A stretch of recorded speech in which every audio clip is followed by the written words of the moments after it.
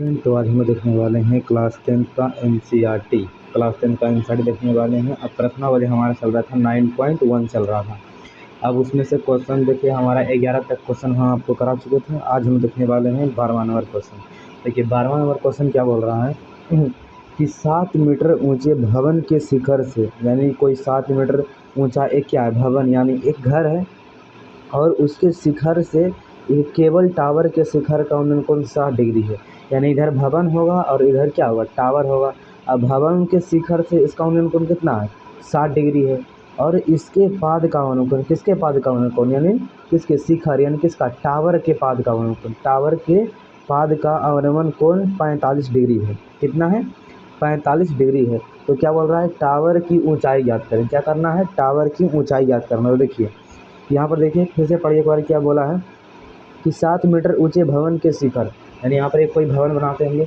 देखिए ये मानते हैं कि ये क्या है, ये भवन है। तो यहाँ लिख देंगे हम लोग क्या है, ये भवन है। इसका लंबाई कितना दिया गया है, 7 मीटर, 7 मीटर दिया गया है। अब देखिए आगे क्या बोल रहा है कि 7 मीटर ऊंचे भवन के शिखर से, इसके शिखर से एक केबल टावर के शिखर का उन्नयन कोण 60 डिग्री है। यानी यहाँ पर एक भवन है और इसका शिखर ये वाला है, और एक कोई केबल टावर, यानी कोई केबल यानी कोई टावर। तो टावर क्या होगा, भवन से बड़ा होगा हमेशा। तो टावर को ये हम लोग मानते हैं क्या है, यह एक टावर है। तो क्या बोल रहा है कि भवन के शिखर से, भवन के शिखर से केबल टावर का उन्नयन कोण, यानी केबल टावर के शिखर का उन्नयन कोण, केबल टावर ये वाला है, इसका शिखर यहाँ है। यानी भवन के शिखर से केबल टावर के शिखर का उन्नयन कोण कितना है, 60 डिग्री है। तो यहाँ से क्या करेंगे, इसको मिला देंगे तभी तो कौन बनेगा। यहाँ पर कितना डिग्री बन रहा है, 60 डिग्री बन रहा है। कितना, 60 डिग्री बन रहा है। तो हम लोग क्या करेंगे, यहाँ से यहाँ तक मिला देंगे तभी तो ये 60 डिग्री यहाँ पर बनेगा। तो यहाँ पर करते हैं इसे इस तरीके से मिला देते हैं, हो गया। अब देखिए आगे क्या बोल रहा है, उन्नयन कोण 60 डिग्री है और इसके पाद का अवनमन कोण, किसके पाद का अवनमन कोण, यहाँ पर समझने वाली बात है कि इसके पाद का अवनमन कोण, यानी कौन है, टावर है। ये तो भवन तो शुरू में है लेकिन अंत में क्या है, टावर के शिखर का अवनमन कोण बोला था। यानी अभी क्या बोल रहा है कि टावर के पाद का अवनमन कोण कितना है, 45 डिग्री है। तो देखिए अवनमन कोण और उन्नयन कोण क्या होता है। देखिए क्या बोल रहा है कि टावर के पाद का अवनमन कोण, टावर का पाद यहाँ है, टावर का पाद यहाँ है, और भवन के शिखर से उन्नयन कोण बनेगा। क्यों, तो यहाँ पर से क्या करेंगे, इसको हम लोग मिला देंगे। ये क्या हो गया, टावर के पाद का अवनमन कोण, अवनमन कोण बनता है ऊपर में बनता है अवनमन कोण। तो कितना बन रहा है अवनमन कोण, 45 डिग्री। अगर ये दोनों 45 डिग्री बन रहा है अवनमन कोण, तो हम जानते हैं कि देखिए यहाँ से क्या करेंगे, इसको मिला देंगे। हम जानते हैं कि ये क्या बन रहा है, एक आयत। आयत का गुण क्या होता है, इसकी आमने सामने वाली भुजा, आमने सामने वाली भुजा क्या होती है, बराबर होती है, बराबर होती है। ये आयत की तरह बन गया और ये इसके भी बराबर होता है। यानी ये 7 सेंटीमीटर है, तो यहाँ से यहाँ तक की लंबाई क्या आ जाएगी, 7 सेंटीमीटर, क्योंकि यहाँ से यहाँ तक 7 सेंटीमीटर है, इसलिए यहाँ से भी यहाँ क्या आ जाएगा, 7 सेंटीमीटर हो जाएगा। अब देखिए, अब देखिए अब हम जानते हैं कि ये दोनों क्या है, समांतर रेखा है। ये देखिए सीधा जा रहा है, ये कहीं नहीं कट रहा है रेखा, यानी कि ये क्या है, समांतर रेखा जा रहा है। और ये जो होता है ये कोई तिर्यक छेद रेखा काट रहा है। यानी देखिए यहाँ पर दो को समांतर रेखा जा रहा है, यहाँ पर कोई रेखा इसे काट रहा है। तो हम जानते हैं कि एकांतर कोण क्या होता है, एकांतर कोण क्या होता है, इसका ये वाला कोण और इसका ये वाला कोण, इसका ये वाला कोण और इसका ये वाला कोण, ये क्या होता है, एकांतर कोण होता है। उसी प्रकार ये दोनों सरल रेखा है, समांतर रेखा है, ये रेखा काट रहा है, तो ये वाला कोण और ये यह वाला कोण क्या होता है, एकांतर कोण। एकांतर कोण क्या होता है, एकांतर कोण में गुण होता है कि ये दोनों एकांतर कोण होता है आपस में बराबर होता है। यानी ये 45 डिग्री है तो ये भी कितना होगा, 45 डिग्री होगा। अब देखिए इतना तो समझ गए। अब देखिए हम क्या करते हैं, इस त्रिभुज का नाम दे देते हैं। तो यहाँ पर लिखेंगे हम लोग ABCDE, इस त्रिभुज का कोई नाम दे दिए। अब देखिए अब क्या बोल रहा था, अब बोल रहा था क्या कि टावर की ऊंचाई ज्ञात करें। क्या करना है, टावर की ऊंचाई। टावर हम लोग क्या माने हैं, टावर देखिए टावर यहाँ से यहाँ तक है, यहाँ से यहाँ तक है टावर, यहाँ से यहाँ तक क्या है, टावर है। तो हमें क्या करना है, टावर की लंबाई निकालना। देखिए यहाँ से यहाँ तक का लंबाई कितना आ गया है, 7, और यहाँ से यहाँ तक का बचा है। तो हम लोग क्या करेंगे, इसका मान निकाल लेंगे, क्योंकि टावर तो पूरा है। हम लोग क्या मान लेंगे, ए भी बराबर मान लेंगे x। तो यहाँ पर माना कि लिखेंगे हम लोग, माना कि ए भी बराबर x मीटर, माना कि ए भी बराबर x मीटर। क्योंकि यहाँ से यहाँ तक लंबाई कितना है, 7 मीटर है, और यहाँ से भी यहाँ कितना हो जाएगा, 7 मीटर हो जाएगा। बच गया क्या, ये भी बच गया, तो इसको मानेंगे क्या, हम लोग माने एक्स मान लिए। अब देखिए नीचे वाला अभी खाली है, तो इसको जो क्या मान लेंगे, वाई मान लेंगे, तो डी सी बराबर हो जाएगा वाई हो जाएगा। यहाँ पर लिखेंगे वाई, यहाँ पर लिखेंगे ऊपर में एक्स। अब देखिए एक्स वाई मान लिया अभी इसको। अब देखिए अब किसका मान निकालना है, एक्स का मान निकालना है, यानी टावर कितना है, AC टावर है, यहाँ से यहाँ तक की लंबाई 7 है, तो यहाँ से हम लोग मान निकालने का, हम लोग क्या करना है, एक्स का मान निकालना।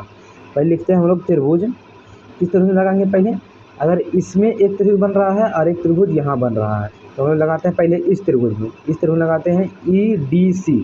त्रिभुज क्या होगा, EDC में, यहाँ लिखेंगे त्रिभुज EDC में, तो EDC हो गया। अब देखिए अब यहाँ पर क्या देखिए, ये कितना, ये क्या है, यह लंब है और ये क्या है, आधार है।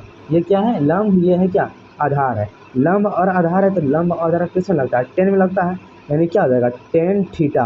अब थीटा जहाँ पर हम लोग क्या यूज करेंगे, देखिए थीटा जहाँ पर कितना है, 45 डिग्री है, यहाँ पर लिखेंगे टेन 45 डिग्री बराबर लंब बटे आधार। तो लंब क्या है, ED, यहाँ लिखेंगे लंब ED, और आधार क्या है, DC, यहाँ लिखेंगे हम लोग DC। अब देखिए 10 45 का मान कितना होता है, 10 45 का मान होता है 1, तो हम लोग 1 लिख दिए बराबर ED का मान कितना है, 7 दे दिए। अब DC क्या है, Y, या करेंगे इसको कोना कोनी गुना कर देंगे, तो Y गुना 1 क्या देगा, Y, और 1 गुना 7 क्या देगा, Y बराबर कितना आ जाएगा, 7। अब देखिए दूसरा त्रिभुज, फिर यहाँ पर लिखिए, फिर त्रिभुज, अब क्या होगा, अब त्रिभुज देखिए इस त्रिभुज में लगा दिए। अब हम लोग देखने वाले हैं ऊपर वाला त्रिभुज में, ऊपर वाला त्रिभुज कौन सा बन रहा है, ABC, ये एक समकोण त्रिभुज बन रहा है ऊपर वाला ABC, तो यहाँ लिखेंगे त्रिभुज ABC में, त्रिभुज ABC में। देखिए अब ABC में क्या होगा, देखिए यहाँ भी क्या है, लंब है, और ये भी क्या है, आधार। अगर हम लोग इसको माने हैं Y, तो ऑटोमेटिक ये वाला क्या हो जाएगा, Y हो जाएगा, क्योंकि आमने सामने की भुजा क्या होती है, बराबर होती है, इसलिए इसका मान कितना रहेगा, Y, यानी क्या है, लंब है और आधार है, तो इसमें भी क्या लगेगा, 10 लगेगा, तो हम लोग यहाँ पर लिखेंगे 10। अब टेन थीटा जहाँ पर क्या यूज़ करेंगे, 60 डिग्री, क्योंकि यहाँ पर कितना डिग्री कौन बन रहा है, 60 डिग्री का, इसलिए 60 डिग्री बराबर लंब क्या है, AB है, तो लंब देंगे यहाँ से हम लोग AB।